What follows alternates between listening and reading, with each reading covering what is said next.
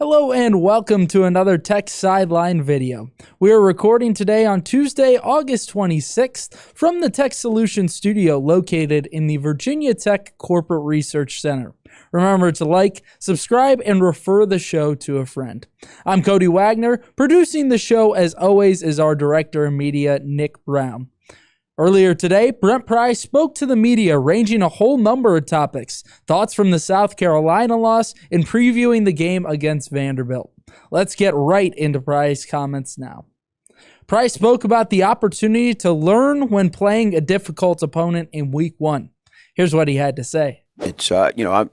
We learned a lot about our team, and we could be pretty specific and poignant about the areas we need to improve on to make sure that we're a better team in Week 2 than we were in Week 1. At the press conference, Pry assessed the play of redshirt freshman center Kyle Altuner. Here's what he thought. Yeah, I thought he did pretty well. For a redshirt freshman that hadn't played a snap, he got beat a couple times. He's still got some technique things. He's got to keep getting stronger, getting bigger. But, he's an athlete. He's a competitor. He's smart. Honestly, the chop block on Coney, Altuner's not really supposed to mess with that guy. So it was a combination of both of those guys.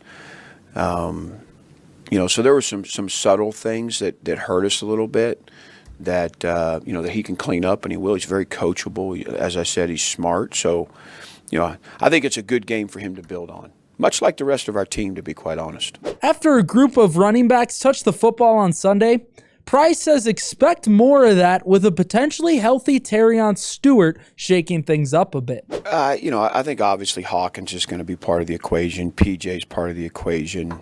Coney got a few tough yards the other night. Hopefully Terrion's back this week. So we're still a work in progress there. We're still a little bit by committee. Even though Hawkins got a ton of reps out there, a ton of snaps. That's a good conversation for us this week that started yesterday about that rep distribution in that room. So it's still a work in progress, I'd say. Entering Week 2, questions continue to surround the health and depth of the offensive line. Here's what Pry had to say. Yeah, we'll see. Brody and Muskrat both are, right now, they're possibilities for us. This is a big day and kind of getting those guys back going. And then we got to continue to get that other bunch ready. Matt and his assistants keep developing those guys. It's a good group. They're just a little green right now. But, so we got to keep working on our depth at that position for sure. We did get a lot of snaps out of that first group. And we came out of it in pretty good shape. A few nicks and bruises, but nothing that would keep those guys from having a good week. During the press conference, Pry commented on this upcoming weekend's matchup against Vanderbilt, being particularly complimentary of the Commodores quarterback, Diego Pavia. Diego Pavia, obviously one of the best quarterbacks in the country, in my opinion. We saw it firsthand.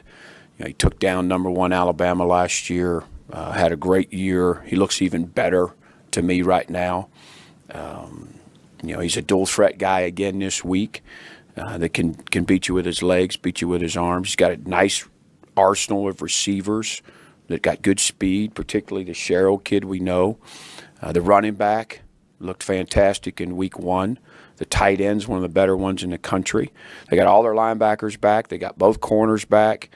I think 96, one of their best D linemen. And then 5 didn't play in the opener. He's a 6'7" guy, imposing presence. We got our hands full. It's a very talented football team. Now with that, we wrap things up, but before doing so, a word from our sponsor. This episode of the Tech Sideline Podcast is brought to you by the Hokie Way. The Hokie Way supports student athletes in leveraging their name, image, and likeness to amplify the mission of charitable organizations as a way to give back to the community. Your contributions to the Hokie Way support Hokies NIL and are tax deductible. Visit thehokieway.org to learn more. Stick with us the rest of the week as we roll on in the 2025 football season and get you ready for the Hokies home opener against Vanderbilt. For Nick Brown, I'm Cody Wagner saying goodbye. We'll talk to you soon.